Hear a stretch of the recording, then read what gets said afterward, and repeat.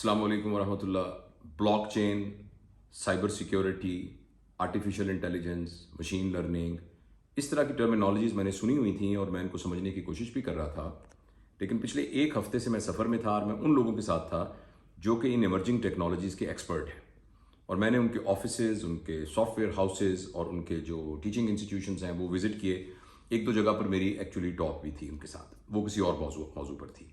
और मुझे जाके अंदाज़ा हुआ कि दुनिया के अंदर ये जो नई टेक्नोलॉजीज़ हैं कंप्यूटर से रिलेटेड, ये कितनी जल्दी टेक ओवर कर लेंगी, कितनी जल्दी ये डेवलप हो रही हैं और ज़िंदगी के हर शोबे में इनका कितना अमल दखल होगा। तो मैं समझता हूँ कि पाकिस्तान की पॉपुलेशन, पढ़ी लिखी पॉपुलेशन की एक पूरी लिस्ट बना के उनसे पूछा जाए कि बताएं ब्लॉकचेन क्या होता है, तो शायद बहुत ही थोड़े से लोगों को पता होगा कि ब्लॉकचेन क्या होता है। और कुछ अरसे के बाद सारे बड़े बड़े इदारों के जो सॉफ्टवेयर्स हैं वो एक्चुअली ब्लॉकचेन के मतहत काम किया करेंगे।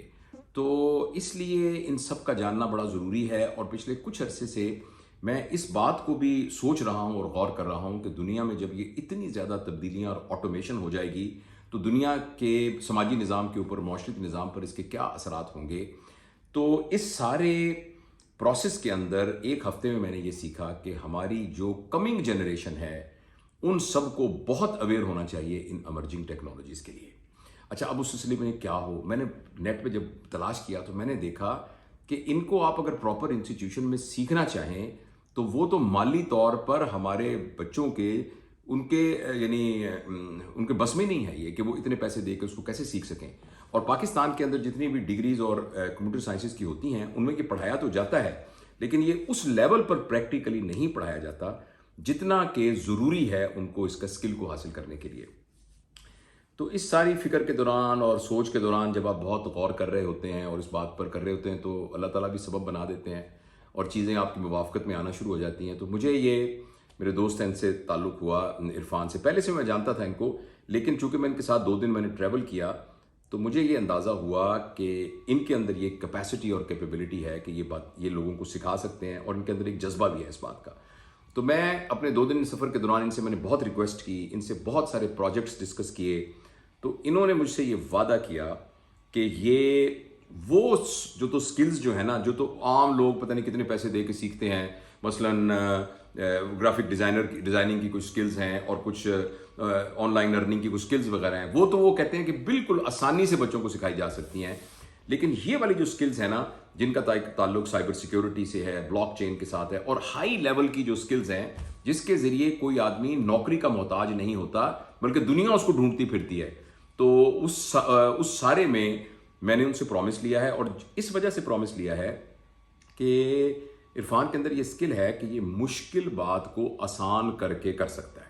मैंने उसकी इजाज़त से ये उसकी एक वीडियो ली है जिसमें इरफान ने बताया है कि ब्लॉकचेन होती क्या है।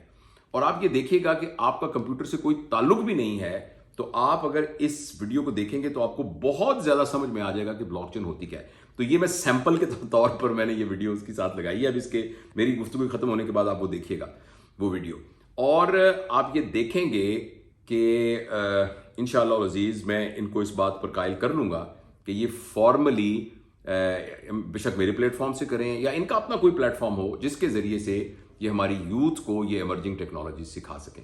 और मैं बड़ा दिल में बड़ा शुक्र महसूस करता हूँ कि मैं इस काबिल हुआ कि मैंने इनको कायल किया कि ये इस काम में मेरी मावनत करेंगे। बहुत बहुत शुक्रिया। आप देखिए प्लीज़, आप ये मैं बात ख़त्म करता हूँ तो आगे जो उन्होंने बात की है ना, अगर आपको कुछ भी कंप्यूटर का नहीं पता तो आप ज़रूर इसको देखिए। अस्सलाम वालेकुम एवरीवन। ब्लॉकचेन सीरीज स्टार्ट करने से पहले जस्ट एक ओवरव्यू देना चाहता हूँ उन लोगों के लिए जो बार बार ये सवाल कर रहे हैं कि ब्लॉकचेन के लिए किस डिग्री की ज़रूरत है, कितना टेक्निकल होने की ज़रूरत है, क्या हमें टेक्नोलॉजी में आना ज़रूरी है। ऐसा कुछ नहीं है। आप डॉक्टर हैं तब भी आपको ब्लॉकचेन समझनी है, आप इंजीनियर हैं तब भी आपको ब्लॉकचेन समझनी है, आप एग्रीकल्चर में या किसी भी फील्ड में ब्लॉकचेन समझना आपके लिए ज़रूरी है। ब्लॉकचेन में काम करना, ब्लॉकचेन में सिस्टम्स डेवलप करना, ये एक अलग बात है। मैं आज आपको सिर्फ 2 से 3 मिनट की एक एग्जांपल दूंगा without using any technical word, और आपको पूरी ब्लॉकचेन का कॉन्सेप्ट समझ आ जाएगा।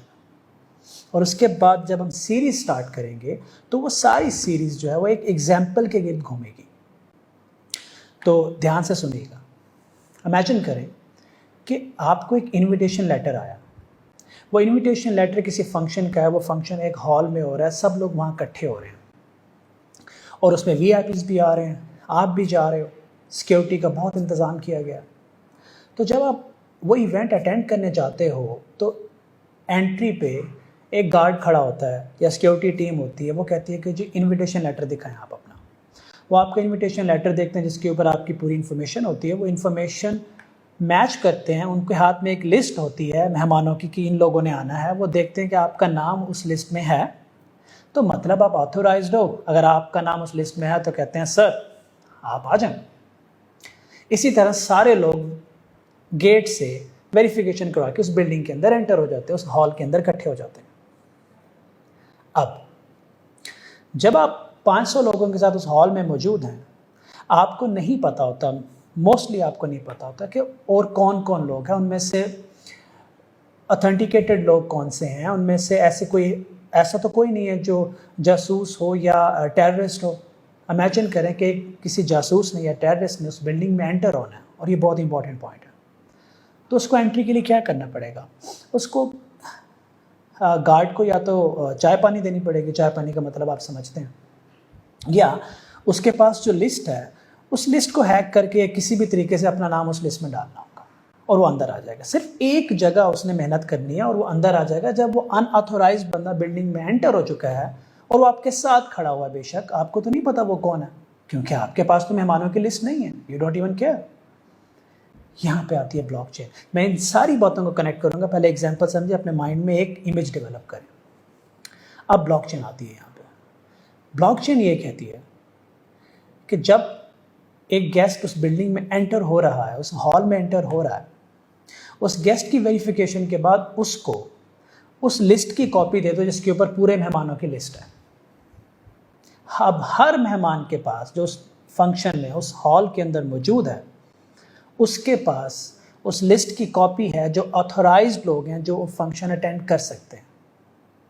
مطلب اس سسٹم کے بعد اگر کسی ٹیررسٹ کو یا کسی جاسوس کو اس بلڈنگ میں انٹر ہونا ہے تو وہ صرف گارڈ کو چکر دے کے نہیں آ سکتا. اگر گارڈ کو وہ چکر دے دے گا, چائے پانی دے دے گا, بلڈنگ میں آئے گا, وہ لسٹ تو میرے پاس بھی ہوگی, اس ہر بندے کے پاس ہوگی, تو وہ ہر بندے کی لسٹ تو نہیں بدل سکتا, ہر بندے کو تو وہ نہیں خرید سکتا. تو بلڈنگ کے اندر انٹر ہونے کے بعد وہ پکڑا جائے گا, اسے انٹروڈر کہتے ہیں, وہ پکڑا جائے گا. کیسے کہ میں نے دیکھا ایک بندہ انٹر ہوا, اناؤنسمنٹ ہوئی کہ XYZ پرسن آیا ہے, ہر بندہ اپنی لسٹ دیکھتا ہے اور ہم دیکھتے ہیں کہ اس لسٹ میں نہیں آ رہا, ہم فوراً اناؤنسمنٹ کرتے ہیں کہ یہ بندہ تو انآتھورائزڈ ہے. اب ٹیکنالوجی میں آتے ہیں, دو باتیں یاد رکھیے گا. ایک تو وہ لسٹ, اس لسٹ کو آپ لیجر کہہ لیں, لیجر, اور اس لسٹ کو جو بانٹا گیا ہے مختلف لوگ, سب لوگوں میں, اس کو آپ ڈسٹریبیوشن کہہ لیں. لیجر آپ ڈیٹا بھی کہہ سکتے ہیں. So data distributed, distributed data. آدھی بلاک چین تو یہیں ختم ہو گئی کہ بلاک چین میں ڈسٹریبیوٹیڈ ڈیٹا ہوتا ہے, اس کا سسٹم اور ہوتا ہے. اب ہم ایگزامپل اس کی ٹیک میں آتے ہیں. ہم اکثر سنتے ہیں نیوز میں کہ کسی پلازا کو آگ لگی, سرور اور ریکارڈ سب جل گیا, ختم ہوگی بات. اب جناب آپ کچھ بھی نہیں کر سکتے. کسی کرمنل کا, کسی کا سرور ہیک ہوتا ہے, سارا ڈیٹا ختم ہو جاتا ہے. وہ کہتا ہے جی آپ کا ڈیٹا میں آپ کو واپس تب کروں گا جب آپ مجھے اتنے پیسے دیں گے, جب آپ مجھے پے کریں گے. کیوں؟ ڈیٹا ایک ہی جگہ پہ تھا. یا بعض اوقات جو لوگ ڈیٹا کی حفاظت کر رہے ہوتے ہیں, سرور کی حفاظت کر رہے ہوتے ہیں, وہ بک جاتے ہیں. بلاک چین میں یہ ممکن ہی نہیں رہے گا. بلاک چین میں ڈی سینٹرلائزڈ, ڈسٹریبیوٹیڈ ہوتا ہے ڈیٹا. جتنے لوگ اس بلاک چین جو ہوتے ہیں نا, چین ایک ایک کڑی سے جم کے بڑھتی ہے, تو چین کے اندر جتنے بھی لوگ موجود ہوں گے ان سب کے پاس ڈیٹا کی کاپی ہوگی.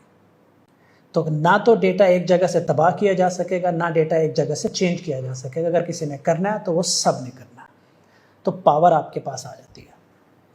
اب سب سے امپورٹنٹ بات کہ ایک وقت آنے والا ہے جب آپ بنا کچھ کیے بلاک چین سے پیسے کما سکو گے. یس, بنا کچھ کیے, صرف سمجھ کے. ایگزامپل دیتا ہوں.